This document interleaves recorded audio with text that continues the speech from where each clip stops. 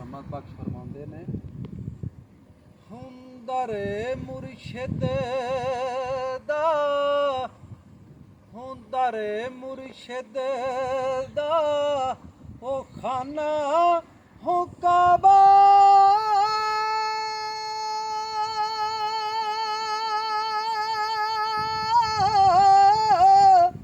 ਹੱਤੇ ਹਜ ਜ਼ਰੂਰੀ ਹੋ ਕਰੀਏ,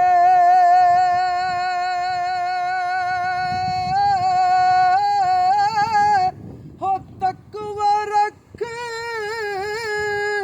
ਉਹ ਮੁਹੰਮਦ ਵਾਲਾ, ਹੋ ਤੇ ਚੱਲ ਦੁਆਰਾ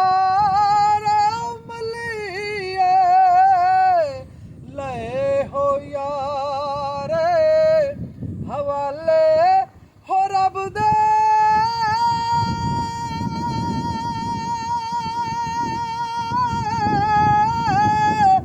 ਹੱਤੇ ਮੇਲੇ ਚਾਰ ਦਿਨਾਂ ਦੇ,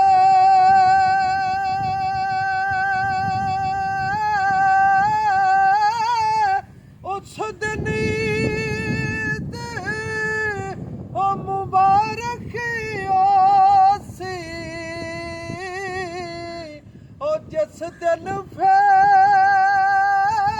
ਮਿਲਾਂਗੇ, ਜਿਹੜੀਆਂ ਗੁੱਡੀਆਂ ਹੋਇਆ ਪੇ ਹੋਏ ਉੱਡੀਆਂ,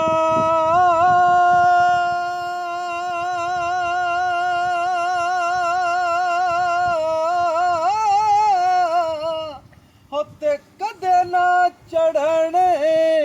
ਉਚਾਈਆਂ,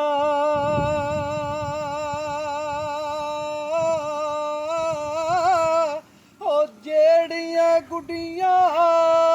ਉਹ ਸਾਈਆਂ ਆਪ ਉਡਾਈਆਂ, ਉਹ ਝਾੜੂ